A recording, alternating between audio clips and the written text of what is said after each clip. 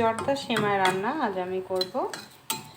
আসসালামু আলাইকুম, কেমন আছেন সবাই? নিশ্চয়ই ভালো আছেন, আমিও ভালো আছি। আজ আমি লাচ্চা সেমাই দিয়ে জর্দা সেমাই রান্না করব। এটাকে আমাদের এখানে জর্দা সেমাই বলে। এটাতে কোনো প্রকার দুধ দিব না। আমি প্রথমে এখানে এই যে দেখেন কিশমিশ এবং কাজু বাদামটা হালকা ভেজে নিয়েছি। এবার আমি সেমাইটা দিয়ে দিব। এটা আমি একটা লাচ্চা সেমাই নিয়ে নিয়েছি বনফুডের।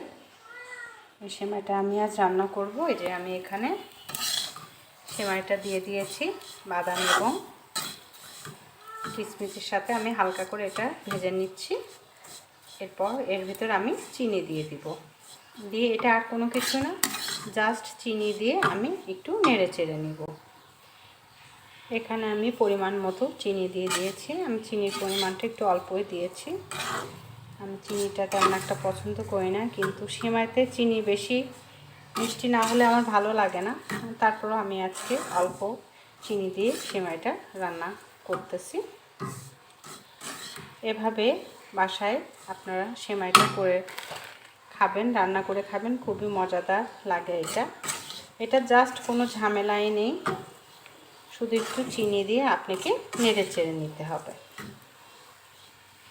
চিনিটা যখন গরম হয়ে যাবে তখন সেমাইয়ের সাথে এটা মিশে যাবে, হয়ে যাবে ঝটপট আপনার জর্দা সেমাই রান্না।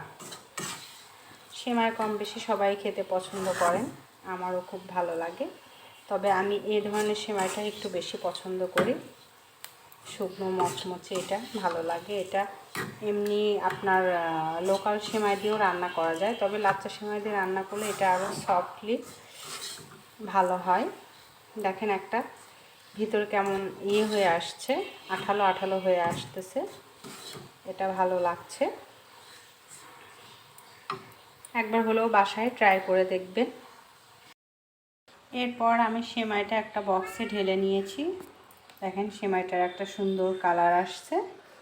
এটা ক্যামেরা আসলে বোঝা যাচ্ছে না, এটা খেতে আসলে খুবই মজাদার। অনেকে এটা নারকেল দিয়ে তারপর করে, আমি এটাতে কোনো প্রকার নারকেল দিই নাই, দুধও দিই নাই।